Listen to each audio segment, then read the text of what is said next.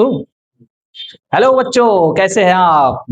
उम्मीद करते हैं कि मस्त शानदार होंगे और अपनी पढ़ाई को बेहतर ढंग से कर रहे होंगे। आज हम इस वीडियो में चर्चा करने जा रहे हैं क्लास 10th का मैथ्स, जिसमें चैप्टर नंबर 4 और द्विघात समीकरण को आज हम शुरू करेंगे। द्विघात समीकरण क्या होता है, इसकी पहचान क्या होती है और इसको किस तरह से सरल और सटीक शब्दों में हम आपको बताने का प्रयास करेंगे। ठीक है, तो द्विघात समीकरण की शुरुआत करने जा रहे हैं। तो आइए देखते हैं कि इसमें क्या क्या चीजें हैं और इसका कॉन्सेप्ट क्या होता है, शुरुआत कैसे किया जाता है, तो इसकी पहचान क्या होती है, इसके बारे में जानते हैं। सबसे पहले द्विघात समीकरण की शुरुआत करने से पहले मैं आपको बता दूं कि चर और अचर के बारे में।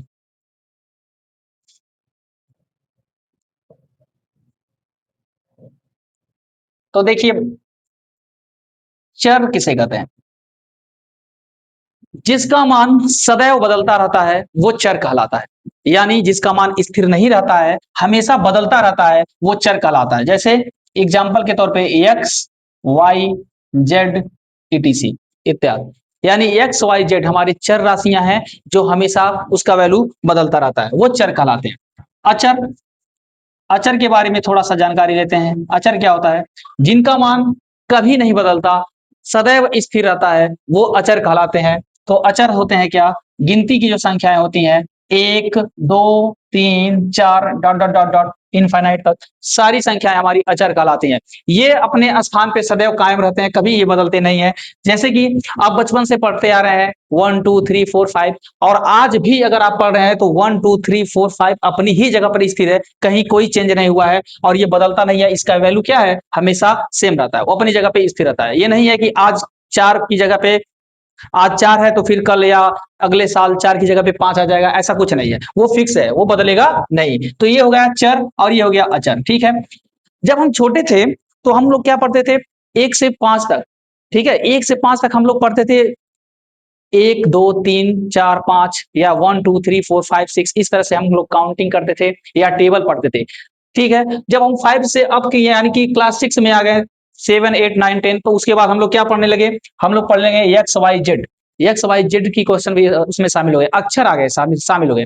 अब अक्षर और ये अंक, अक्षर और अंक जो है, ये जब दोनों मिल करके, दोनों एक साथ मिल करके आते हैं तो वो बीजीय व्यंजक कहलाते हैं। वो क्या कहलाते हैं? बीजीय व्यंजक कहलाते हैं। तो बीजीय व्यंजक क्या होता है, ध्यान से देखेंगे। इसमें एक्स और एक्स यानी कि चर और अचर दोनों शामिल हो जाएंगे।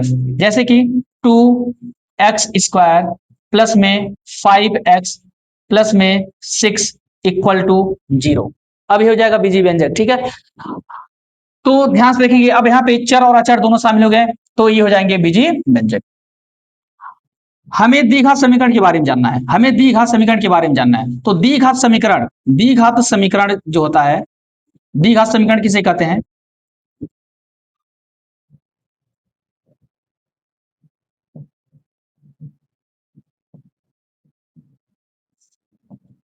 जिसमें चर की मैक्सिमम घात, जिसमें चर की अधिकतम घात, चर की अधिकतम घात 2 होती है, अधिकतम घात 2 होती है, वो द्विघात समीकरण कहलाता है। ठीक है, तो आपके सामने यहां पे हम एक एग्जांपल ले रहे हैं। जैसे कि देखा जाए x² प्लस में 5x प्लस में 6 इक्वल टू 0। तो यहाँ पे जो चर हमारा है, चर x, देखिए इसीलिए हम चर का पहले चर्चा कर देते। तो एक्स वाई जेड जो हमारे चर होते हैं, उसमें चर में जो मैक्सिमम घात है, चर का जो मैक्सिमम घात है वो कितना है? 2 है, इसलिए द्विघात समीकरण कहलाता है।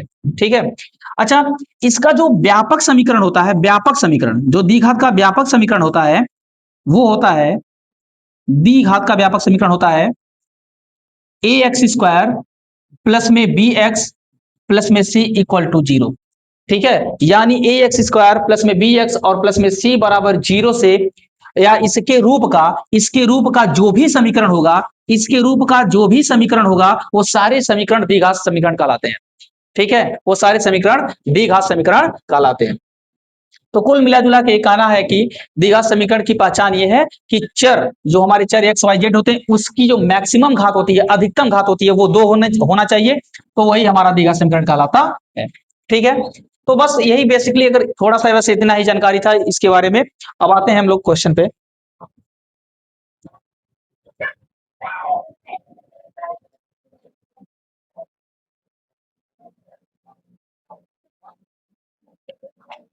प्रश्नावली 4.1, प्रश्नावली 4.1 पर हम लोग आ चुके हैं। अब ये 4.1 के बारे में चर्चा करेंगे। तो सबसे पहला जो क्वेश्चन है, सबसे पहला जो क्वेश्चन है, ये 4.1 है बाबू। ये 4.1 है, प्रश्नावली 4.1।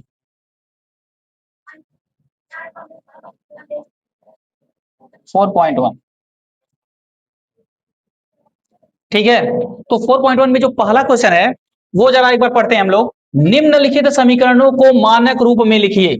मानक रूप क्या होता है? मानक रूप ये होता है कि जो भी समीकरण हमको दिया गया है उसको अवरोही क्रम में, यानी उसकी घातों को अवरोही क्रम में लिखना ही मानक रूप कहलाता है। या बड़े घात से छोटे घात की तरफ हम उसको सजा दें या सजाती पद में लिख दें, वही मानक रूप कहलाता है। फॉर एग्जाम्पल, एक हम एग्जाम्पल ले लें, उसके बाद इस क्वेश्चन को सॉल्व करते हैं। ध्यान से देखेंगे आप।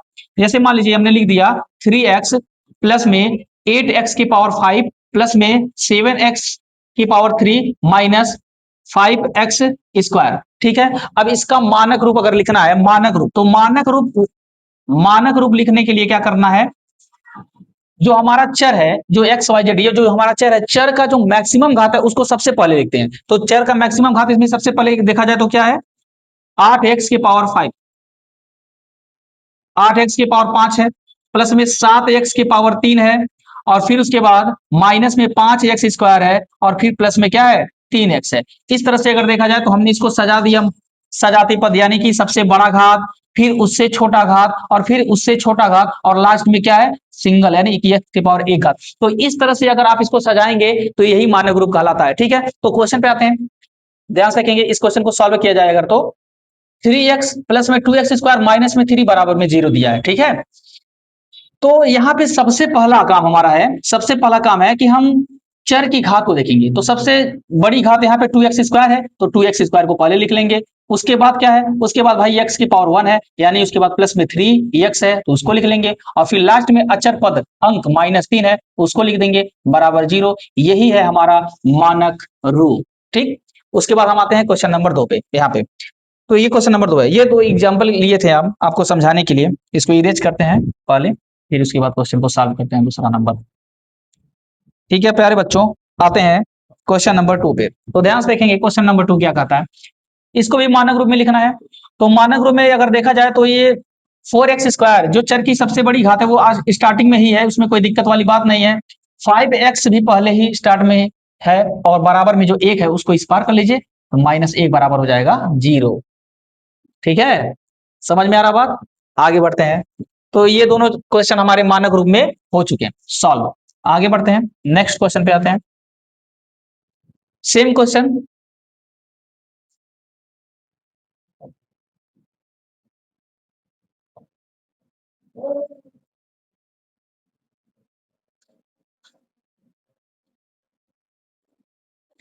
देखिए ये भी क्वेश्चन सेम पिछले क्वेश्चन के जैसा ही होगा। तो इंप्लाइज दैट का साइन लगा करके आगे बढ़ते हैं। तो 2y स्क्वायर और यहाँ पे प्लस में 7 इक्वल टू 3y है, ट्रांसफर कर दीजिए, तो ये हो जाएगा 2y स्क्वायर। उसके बाद हम लिखेंगे y वाले को, यानी 3y, यानी जो चर है हमारा जिसपे एक घात है उसको लिखेंगे, यानी हो जाएगा माइनस में 3y और प्लस में 7 बराबर 0। ये हो जाएगा हमारा मानक रूप। देखिए, चर की पावर 2 घात, फिर चर की पावर 1 घात, फिर अचर पद, इस तरह से हमने सजा दिया, ये मानक रूप है। आगे बढ़ते हैं, चौथा नंबर वाले क्वेश्चन में अगर देखा जाए तो सेम प्रोसेस यहाँ भी हम करेंगे। 7y स्क्वायर, इसको ट्रांसफर कर देंगे, -2y हो जाएगा, और 2 को ट्रांसफर करेंगे +2 हो जाएगा, और बराबर में हो जाएगा आपका 0। देखिए 2y इस पार आएगा तो माइनस हो जाएगा -2y, और -2 इस पार आएगा तो +2 हो जाएगा। तो इस तरह से हमारा बन जाएगा मानक रूप। देखिए यहां भी सजा दिए हम सजाती पद में, सबसे बड़ी घात, उसके बाद छोटी घात, उसके बाद छोटी घात। तो ये हो गया क्वेश्चन 4। आगे बढ़ते हैं। तो सजातीय पद वाले जितने भी क्वेश्चन थे, यानी कि मानक रूप के जो क्वेश्चन थे, पहला क्वेश्चन वो कंप्लीट होता है। उम्मीद करते हैं कि आप लोगों को समझ में आया होगा। आते हैं नेक्स्ट क्वेश्चन पे, क्वेश्चन नंबर 2। देखिए क्वेश्चन नंबर 2 क्या कहता है, इसके बारे में थोड़ा सा पढ़ते हैं, फिर इसको सॉल्व करा जाएगा। तो आते हैं क्वेश्चन पे। जांच कीजिए कि क्या निम्न द्विघात समीकरण है, यानी हमें पता लगाना है कि ये जो है दिया गया समीकरण है वो द्विघात समीकरण है कि नहीं है। तो द्विघात समीकरण की पहचान हमने आपको जस्ट अभी बताया है कि उसमें चर की जो घात होगी, चर की जो घात होगी, यहां पे हम साइड में लिख दे रहे हैं चर की घात, चर की घात 2 यानी अधिकतम घात,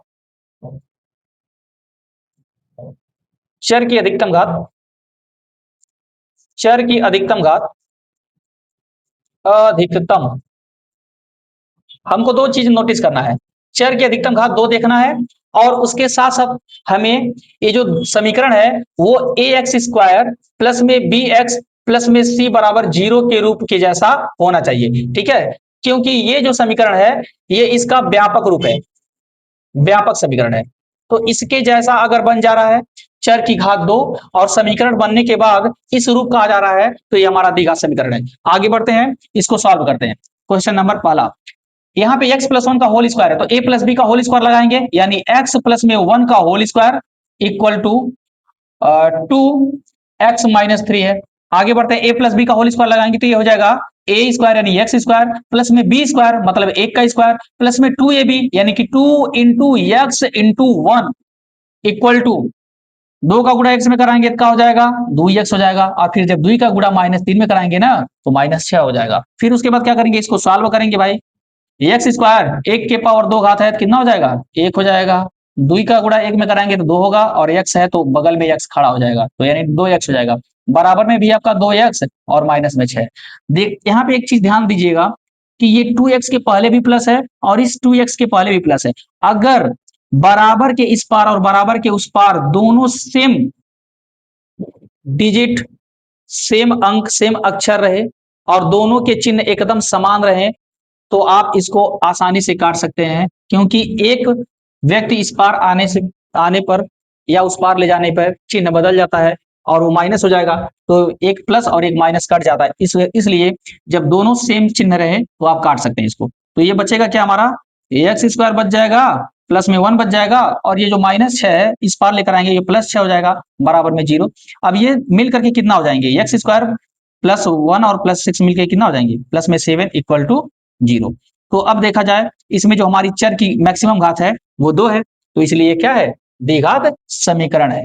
ठीक है, और ये किसके रूप का है, ये ए एक्स स्क्वायर, ध्यान से देखेंगे ए एक्स स्क्वायर प्लस में बी एक्स और प्लस में सी बराबर 0 के रूप का है। ठीक, बस यहाँ पे ये है कि x की वैल्यू जो x का गुणांक भी है यहाँ पे x का गुणांक नहीं है, कोई दिक्कत नहीं है, हमें x के पावर 2 घात जो है, x के पावर जो मैक्सिमम घात है वो है और वही चाहिए, और तो ये जो है द्विघात समीकरण के रूप का है, तो ये द्विघात समीकरण के रूप का है, डन है। आगे दूसरा क्वेश्चन पे आते हैं। दूसरा क्वेश्चन, एक्स स्क्वायर माइनस में 2x, इसको एज इट इज लिखेंगे बाबू, बराबर में -2 का गुणा जब हम 3 में कराते हैं तो माइनस में 6 हो जाएगा और माइनस माइनस का गुणा जब कराएंगे तो प्लस हो जाएगा और 2 का गुणा जब x में कराएंगे कितना हो जाएगा 2x हो जाएगा। ठीक है, तो फिर अब ट्रांसफर कर देना है, इधर इस पार भेजिए, यानी एक्स स्क्वायर माइनस में 2x, इस वैल्यू को इस पार लेकर आएंगे तो एक काम करिए 2x को पहले उठा लाइए तो -2x हो जाएगा, फिर लास्ट में अंक को उठा कर लाएंगे तो प्लस में 6 हो जाएगा और बराबर में क्या हो जाएगा 0। तो आगे बढ़ेंगे तो एक्स स्क्वायर -2x मिलके कितना हो जाएगा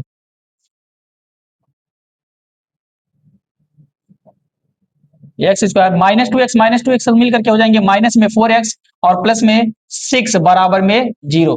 तो ये जो समीकरण हमारे सामने आया उसमें चर की अधिकतम घात क्या है 2 है, और ये जो है हम कहेंगे कि चूंकि चूंकि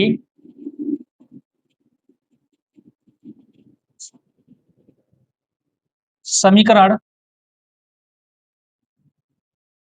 ए X square plus B X plus C बराबर 0 के 0 के रूप का है, 0 के रूप का है, अतः यह द्विघात समीकरण है, द्विघात समीकरण है बस। तो इस तरह से हमारा ये दो क्वेश्चन जो द्विघात समीकरण की पहचान करना था उसके बारे में हम लोगों ने चर्चा किया। आगे बढ़ते हैं नेक्स्ट क्वेश्चन पर। उम्मीद करते हैं समझ में आया होगा आप लोगों को। Next question, question number 3। Question number 3 की बात किया जाए, क्वेश्चन नंबर 3 की बात करें तो प्यारे बच्चों देखिए, सारे प्रोसेस, सारा गुणा भाग एकदम सेम एक ही जैसा है। बस कुछ करना है, सिर्फ गुणा करवाना। कैसे कराएंगे? एक्स का गुणा आप एक्स में कराएंगे, एक्स का गुणा जब आप एक्स में कराएंगे तो क्या होगा? एक मिनट,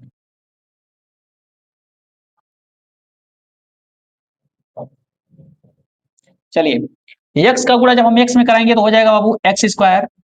उसके बाद एक्स का गुणा +1 में कराएंगे तो हो जाएगा +x। -2 का गुणा एक्स में कराएंगे तो माइनस में 2x हो जाएगा। -2 का गुणा प्लस में कराएंगे, +1 में कराएंगे तो प्लस, और माइनस का गुणा पहले होता है तो माइनस, और 2 का गुणा जब एक में कराएंगे तो क्या हो जाएगा? 2 हो जाएगा। आगे बढ़ जाइए, एक्स का गुणा एक्स में, फिर वही प्रोसेस एक्स स्क्वायर, फिर एक्स का गुणा +3 में हो जाएगा +3x, -1 का गुणा एक्स में तो -x, और प्लस माइनस का गुणा माइनस, और 1 का गुणा 3 में कराएंगे तो 3 हो जाएगा। ध्यान से देखा जाए, एक्स स्क्वायर यहाँ भी है, एक्स स्क्वायर यहाँ भी है, इसके सामने भी प्लस साइन है, इसके सामने भी प्लस साइन है, इसलिए ये दोनों कैंसिल आउट हो जाएंगे। ठीक, बचा क्या हमारा? हमारा बचा एक्स और -2x, प्लस में एक्स और माइनस में 2x, तो यहाँ पे बचेगा क्या? -x बच जाएगा, और यहाँ पे बचेगा कितना? -2 बच जाएगा। उस साइड में हमारा देखा जाए 3x में से 1x घटाएंगे, कितना बचेगा? 2x, और फिर माइनस में 3, सबको एक तरफ ट्रांसफर कर लिया जाए तो माइनस में x, माइनस में 2, और ये 2x इधर आएगा तो हो जाएगा माइनस में 2x, और 3 को इस पार्ट जब ट्रांसफर करेंगे तो ये हो जाएगा प्लस में 3 और बराबर में 0। एक साथ सबको सॉल्व किया जाए अगर, तो क्या होगा भाई?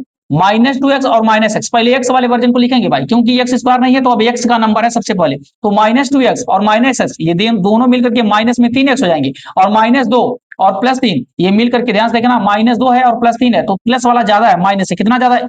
प्लस में 1 ज्यादा है, तो -3x और प्लस में 1 बराबर 0।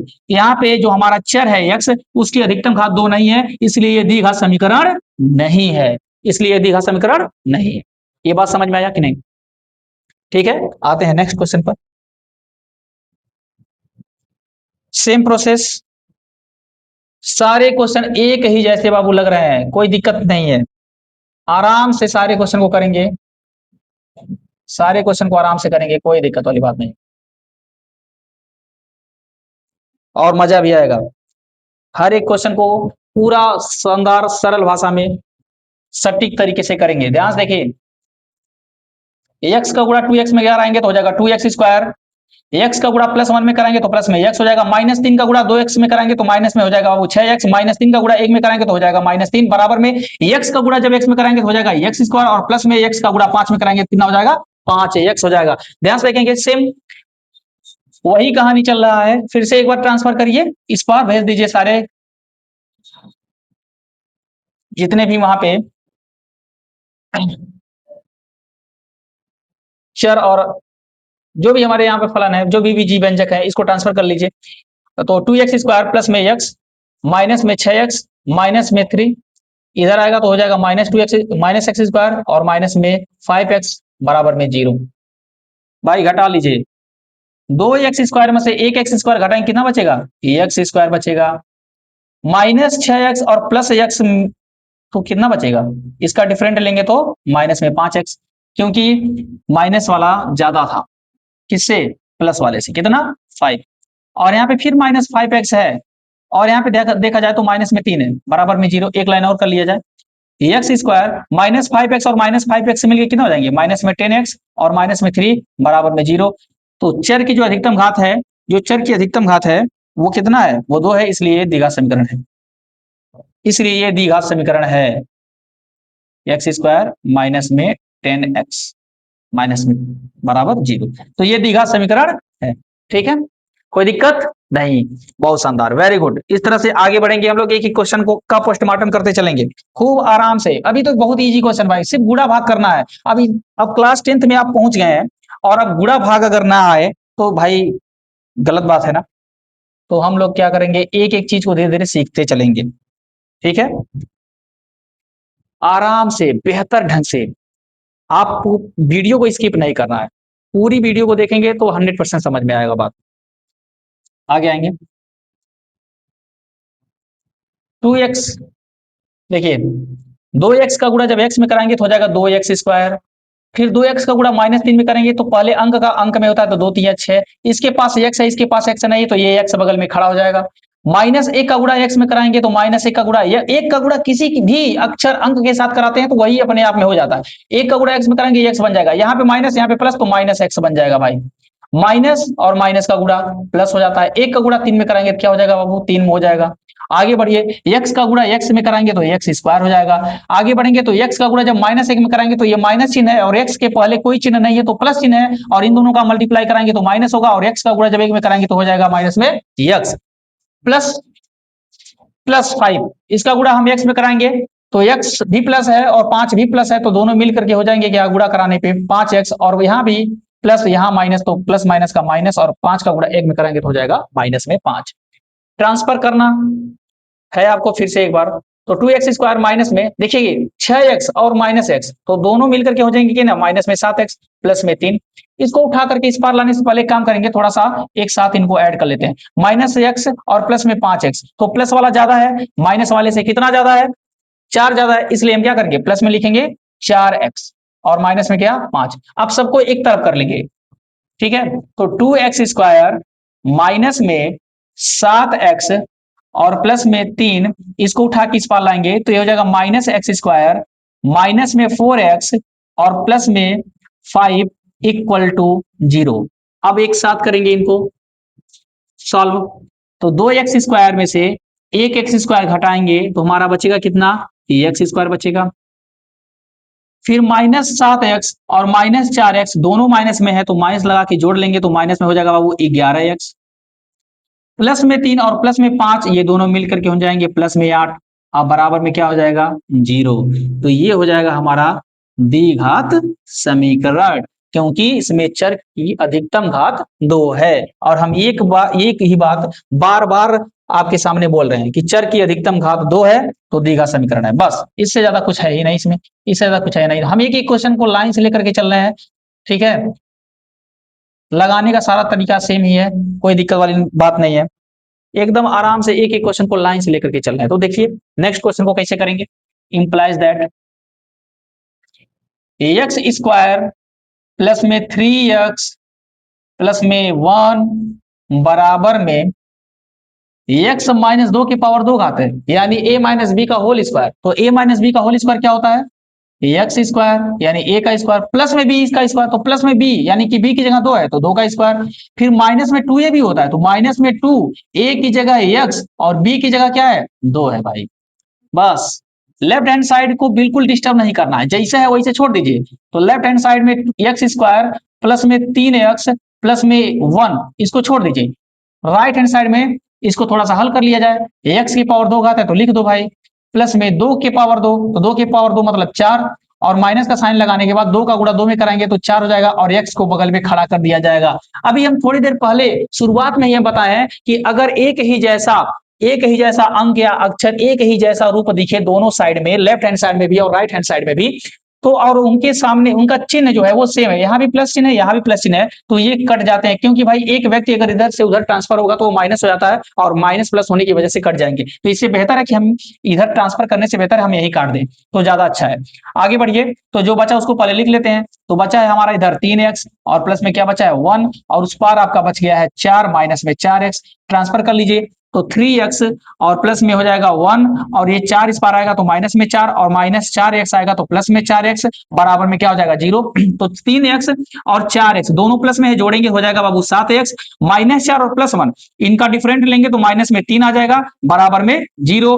और यहाँ पे चर की अधिकतम घात क्या है, यहाँ चर की अधिकतम घात 1 है, इसलिए द्विघात समीकरण नहीं है, इसलिए द्विघात समीकरण नहीं है। ये क्रॉस, ये जो कट का चिन्ह लगा रहे हैं इसका मतलब है कि द्विघात समीकरण नहीं है, हिंदी में लिखने से बेहतर है वहां पे कट लगा दिए ताकि समझ में आ जाए। आगे बढ़ते हैं, फिर से एक बार इस क्वेश्चन को पता करें कि ये द्विघात समीकरण है कि नहीं है, द्विघात समीकरण है कि नहीं है, ठीक है।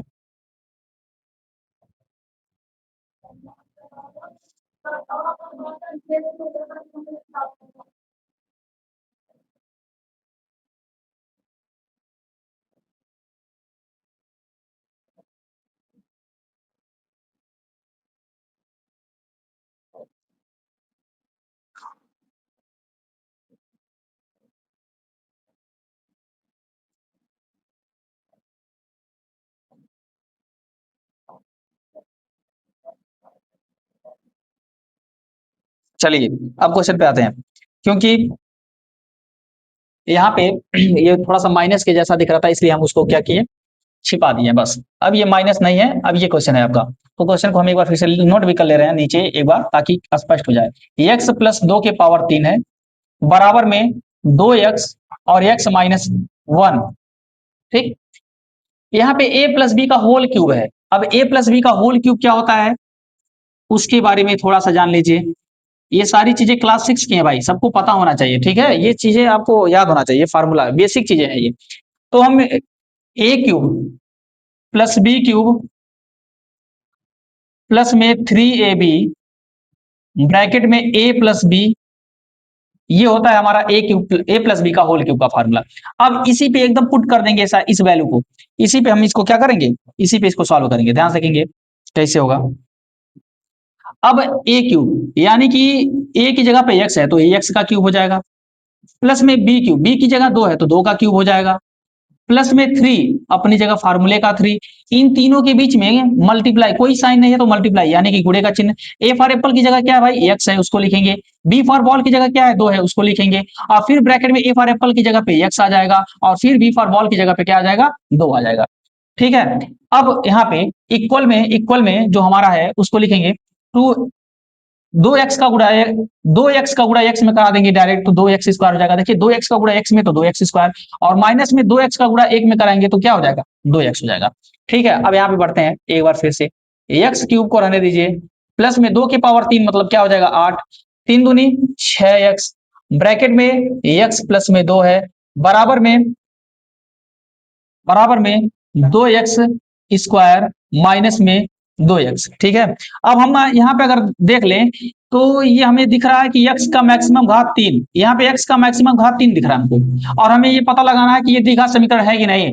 तो जाहिर सी बात है, मुझे यहाँ पे स्पष्ट क्लियर हो जा रहा है कि ये जो है, जो हमारा समीकरण है वो ए एक्स स्क्वायर प्लस में बी एक्स और प्लस में सी बराबर 0 के रूप का नहीं है। ये जब ए एक्स स्क्वायर प्लस में बी एक्स प्लस सी बराबर 0 के रूप का नहीं है, तो ये द्विघात समीकरण नहीं है, यानी कि ये जो समीकरण है वो हमारा द्विघात समीकरण नहीं है। तो इसको सॉल्व करने से बेहतर है कि यहीं पे छोड़ दिया जाए, और सॉल्व करेंगे तभी वही चीजें आएंगी आगे चल करके। एक जो x है वो x की पावर क्यूब जो है वो हटेगा नहीं, क्योंकि यहाँ पे कोई ऐसा हमें दिखाई नहीं दे रहा है कि मल्टीप्लाई कराने पे x की पावर क्यूब आए और कट जाए या घट जाए, ऐसा कुछ नहीं दिख रहा है। इसलिए x की पावर 3 वैल्यू फिक्स है, वो हटेगा नहीं, और जब हटेगा नहीं तो आगे लिखने की जरूरत क्या है, हम यहीं पे छोड़ दे रहे हैं इसको। ठीक है, आप चाहे तो इसको थोड़ा सा इसका 6x का x प्लस 2 में मल्टीप्लाई करा करके ट्रांसफर कर लेंगे, करने के बाद फिर आप लिख देंगे कि ए एक्स स्क्वायर प्लस में बी एक्स प्लस में सी 0 के बराबर नहीं है, इसलिए यह द्विघात समीकरण नहीं है। तो नेक्स्ट क्वेश्चन पे आते हैं, देखते हैं अगला क्वेश्चन क्या कहता है। अगला क्वेश्चन भी आपका जो है इसके ही जैसा है, यहाँ भी फॉर्मूला इस्तेमाल होने वाला है, और कौन सा फॉर्मूला लगेगा जरा देख लीजिए ध्यान से। लेफ्ट हैंड साइड बराबर के इस पार जो वैल्यू है उसको बिल्कुल डिस्टर्ब नहीं करना है, उसको बिल्कुल डिस्टर्ब नहीं करना है, वो एकदम एज इट इज रहेगा भाई, क्योंकि यहाँ पे कोई गुणा भाग वाली बात नहीं है, तो इसलिए इसको इसे छोड़ दीजिए।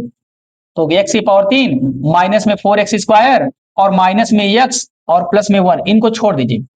राइट हैंड साइड में a माइनस बी का होल स्क्वायर का फार्मूला लागू होने वाला है। a माइनस बी का whole square, whole cube, a minus B का होल क्यूब क्या होता है, यहाँ बगल में हम यहाँ पे जस्ट लिख दे रहे हैं।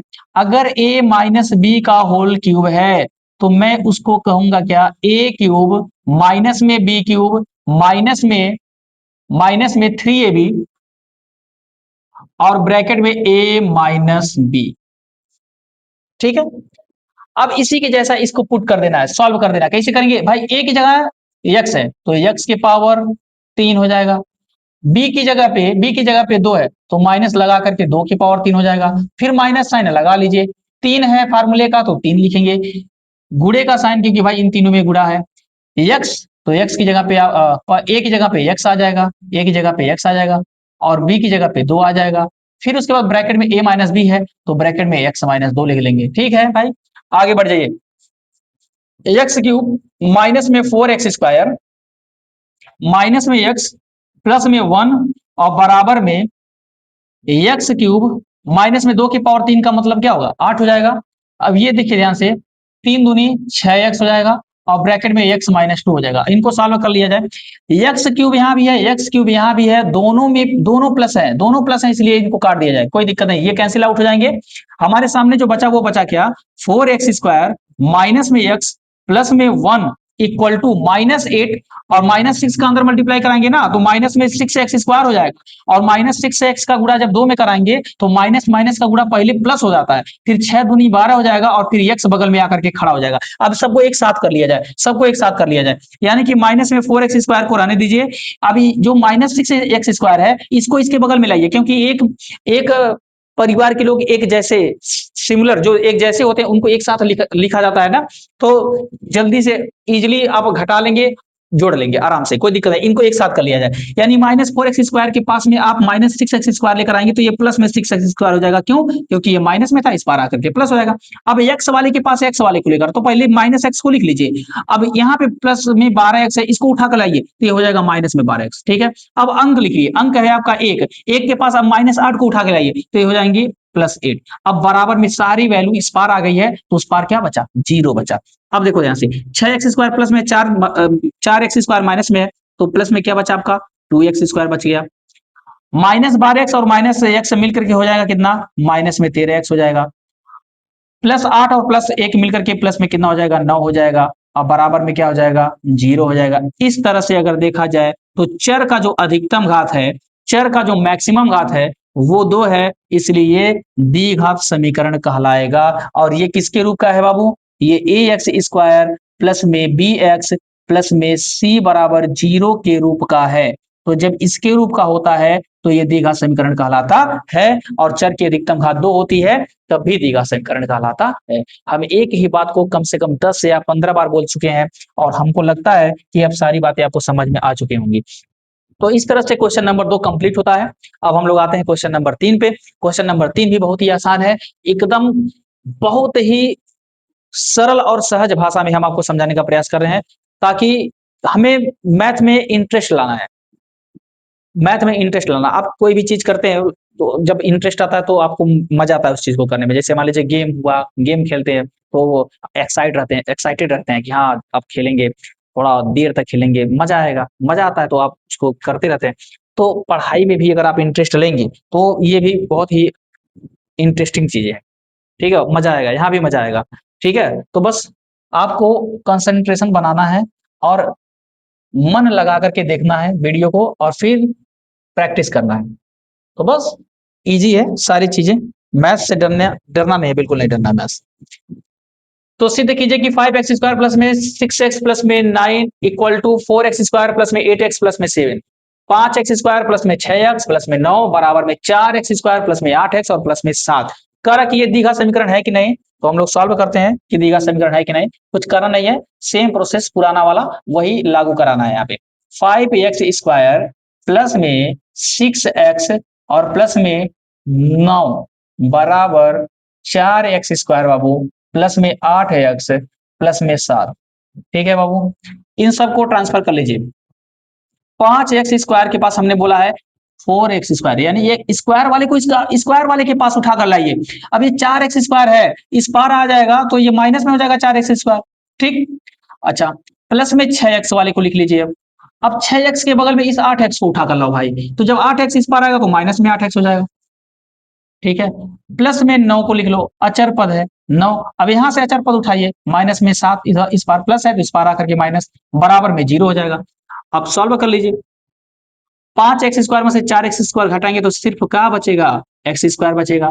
प्लस में 6x है, माइनस में 8x है, माइनस वाली वैल्यू ज्यादा है, कितना ज्यादा है, तो माइनस में 2 ज्यादा है तो माइनस में 2x हो जाएगा। प्लस में 9 और माइनस में 7 है, तो इन दोनों का डिफरेंट अगर देखा जाए तो प्लस में 2 बचेगा और बराबर में 0। तो ये द्विघात समीकरण है कि नहीं है, हम कहेंगे यस, क्योंकि क्योंकि ये ax² क्योंकि ax² plus bx plus c बराबर 0 के रूप का है। तो जब 0 के रूप का है भाई, यानी कि ax² plus bx plus c बराबर 0 के रूप का जब है तो भाई द्विघात समीकरण होगा, तो द्विघात समीकरण होगा, कोई दिक्कत वाली बात नहीं है। ठीक, कुछ नहीं करना था इसमें भी, बिल्कुल इजी क्वेश्चन था, मजा आया। आगे बढ़ते हैं बाबू। अब देखिए ध्यान से, ये भी क्वेश्चन बहुत ही इंपॉर्टेंट है और बहुत ही आसान क्वेश्चन है। इसमें कुछ करना नहीं, बस यहाँ पे 2-3 समीकरण बना करके दे दिया गया है, 2-3 समीकरण, और उसको करा कि जरा बताइए कि ये द्विघात समीकरण है। करा क्या, 3x² प्लस में 4x प्लस 3x² प्लस में x प्लस में 4 बराबर 0। यहां तक एक क्वेश्चन है, यहां तक एक क्वेश्चन है। फिर यहां से दूसरा क्वेश्चन है, √2x² प्लस में 7x माइनस में 1/3 इक्वल टू 0। यहां से दूसरा क्वेश्चन है, x² माइनस में √5x प्लस में 1/2 इक्वल टू 0। यहां से तीसरा क्वेश्चन है, x² माइनस में 36 बराबर 0। यहां से चौथा है। कह रहा कि ये सभी द्विघात समीकरण है, ये सभी जो है वो द्विघात समीकरण है, परंतु x³ प्लस में 6x² प्लस में 4x प्लस में 1 बराबर 0 द्विघात समीकरण नहीं है। और क्यों नहीं है ये हमसे पूछा है। ठीक है, तो आते हैं, सबसे पहले हम सारे समीकरण को एक साथ लिख लेते हैं। कैसे, ध्यान से देखेंगे आप। 3x², ये बोर्ड एग्जाम में किस तरह से सॉल्व करेंगे, अगर इसको इस क्वेश्चन को सॉल्व करना होगा तो कैसे लिखेंगे वो हम बताना चाह रहे हैं आपको। तो 3x² प्लस में x प्लस में 4 इक्वल टू 0, ये पहला समीकरण हो गया बाबू। फिर यहाँ पे ध्यान से देखेंगे दूसरा समीकरण क्या है, ये पहला हो गया। दूसरा समीकरण क्या है, दूसरा है करणी में 2x² प्लस में 7x माइनस में 1/3 बराबर 0, ये दूसरा समीकरण हो गया। फिर तीसरा समीकरण देखते हैं ध्यान से। तीसरा समीकरण है x² माइनस में करणी में 5x²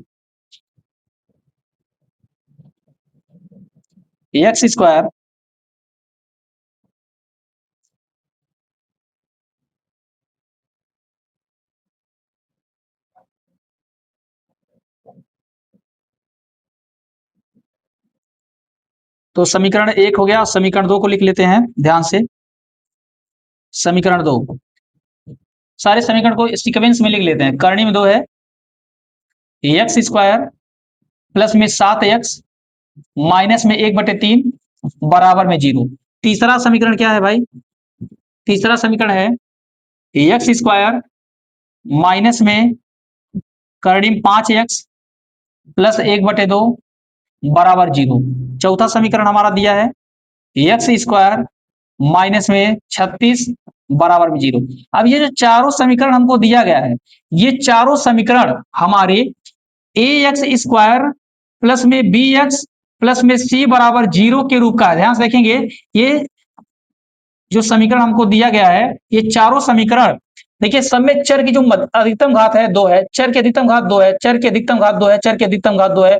ठीक है, तो ये ax² plus bx plus c के रूप का है, इसलिए ये सब क्या है, ये सब द्विघात समीकरण है, ये द्विघात समीकरण है, ये चारों द्विघात समीकरण है। तो पूछ रहा है कि ये जो पांचवा हमने दिया, ये पांचवा, ये जो पांचवा दिया है x³ और प्लस में 6x² प्लस में 4x और प्लस में 1, ठीक है, इक्वल टू 0, कह रहा है कि ये द्विघात समीकरण क्यों नहीं है, नहीं है, क्यों नहीं है भाई।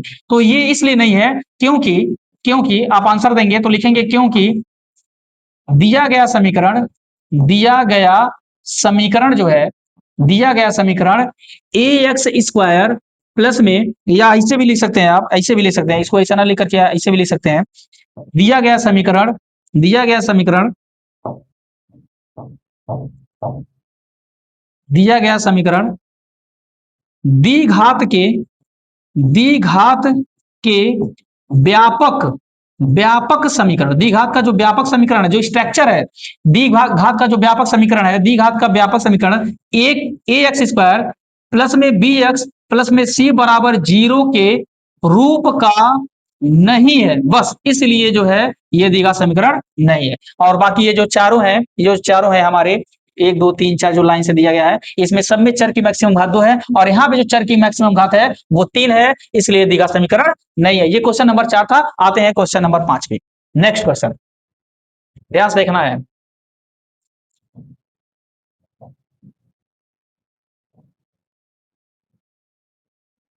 क्वेश्चन नंबर 5, क्वेश्चन नंबर 5 पे फोकस करते हैं भाई, ध्यान ध्यान दीजिए। क्वेश्चन क्या है, पहले इसको पढ़ते हैं। करा कि निम्न स्थितियों को द्विघात समीकरणों के रूप में निरूपित कीजिए। मतलब क्या है कि ये जो आपके सामने स्थिति दिया गया है, कंडीशन जो दिया गया है, उसको करना क्या है, द्विघात समीकरण के रूप में बनाना है। निरूपित करना, बस द्विघात समीकरण बना के छोड़ देना है। अगर आप चाहें तो उसका गुणनखंड भी कर सकते हैं, लेकिन उसने ऐसा नहीं बोला, वो बोला है कि सिर्फ द्विघात समीकरण के रूप में निरूपित कर दीजिए बस, और उसके बाद आप छोड़ दीजिए इसको, ठीक है। लेकिन जब हम ऑफलाइन क्लास में पढ़ाते हैं तो हम उसको पूरा सॉल्व करवा देते हैं, लेकिन यहाँ पे हम क्या करेंगे, बस जितना वो बोला उतना ही कर दे रहे हैं, ठीक है। आगे जब हम गुणनखंड करना सीखेंगे तो ये सारी चीजें फिर से आप एक बार गुणनखंड कर लीजिएगा। वैसे गुणनखंड करने के बारे में नहीं बोला है, तो उतना ही करेंगे जो बोला है वो। कर एक आयताकार भूखंड, तो सबसे पहले एक काम करेंगे, एक आयताकार भूखंड बना लेते हैं।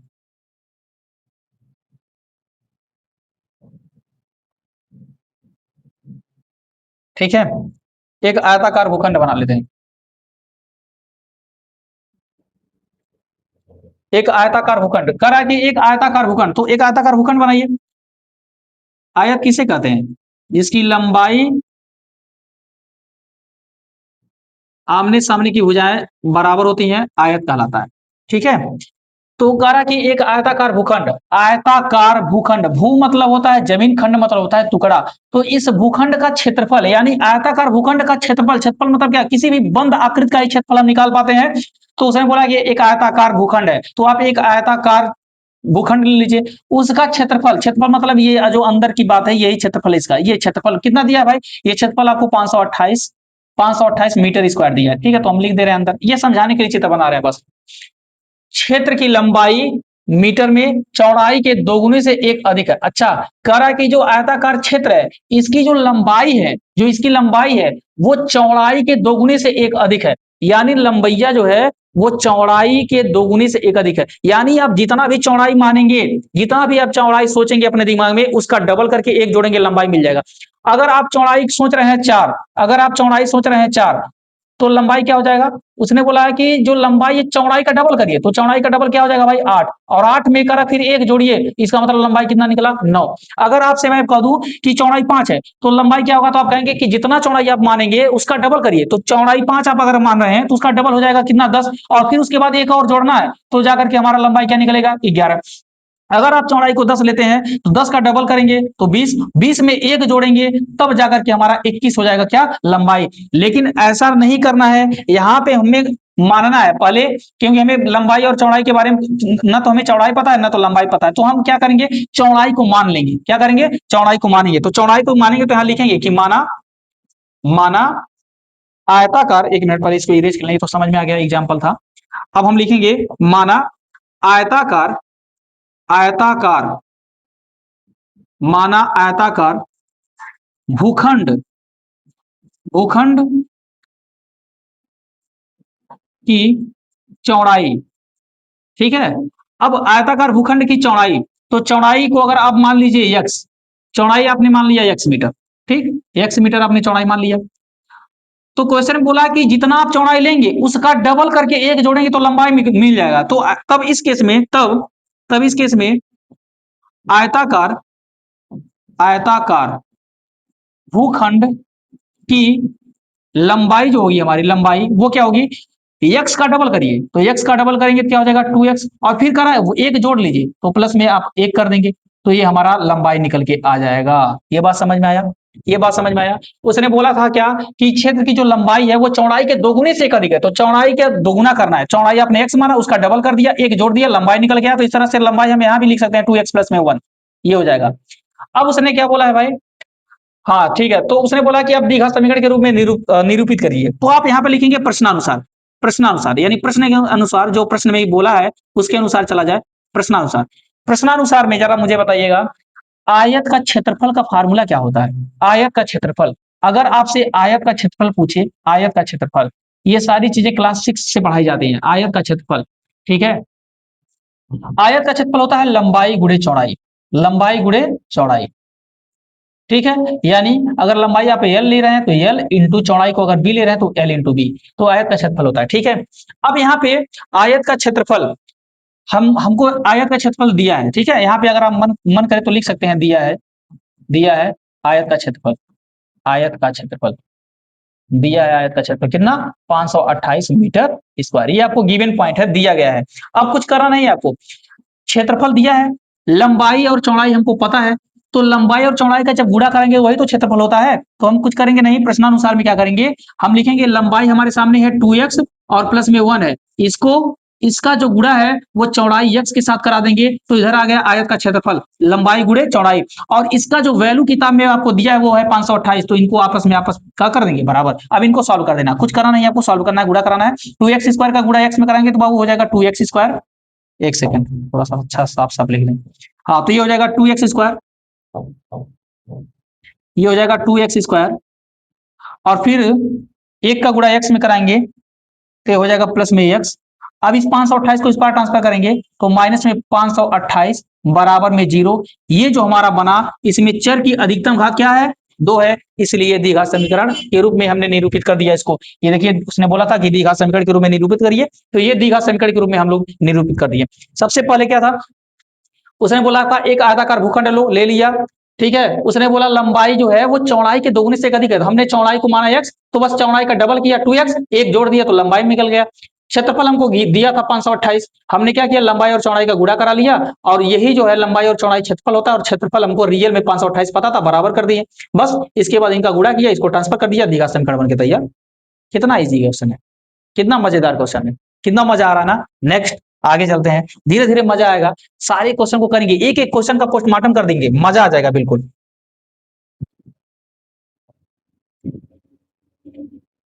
ठीक है। अब जो क्वेश्चन नंबर हमारे ये जो 4 नंबर है, कितना नंबर क्वेश्चन चल रहा है ये, हाँ ये जो 5 नंबर चल रहा है, 5 नंबर का 5 नंबर में, ये 5 नंबर में ये पहला क्वेश्चन था, ध्यान से देखेंगे 5 नंबर है पहला। और इस टाइप के जितने भी क्वेश्चन है 5 नंबर में, 5 नंबर जितने भी क्वेश्चन है उसको बस सिर्फ क्या करना है, द्विघात समीकरण के रूप में ही लिखना है, सिर्फ द्विघात समीकरण के रूप में बनाना है, तो द्विघात समीकरण बना के छोड़ देना, ठीक है। इसलिए अगले क्वेश्चन पे जब हम आएंगे, अगले क्वेश्चन पे जब आएंगे तो वो भी दूसरा नंबर भी क्वेश्चन है, उसको भी हमें द्विघात समीकरण के रूप में ही बना देना है, ठीक है। और इसमें क्या क्या दिया है जरा देख लेते हैं, ठीक है। हमको लग रहा है वीडियो ज्यादा लंबा हो जाएगा, इस क्वेश्चन को बस सॉल्व कर लें, और उसके बाद जो है बाकी के जो क्वेश्चन है वो नेक्स्ट वीडियो में कर लिया जाएगा, ठीक है। तो एक क्वेश्चन और देख लिया जाए, नहीं तो ज्यादा लंबा वीडियो हो जाएगा।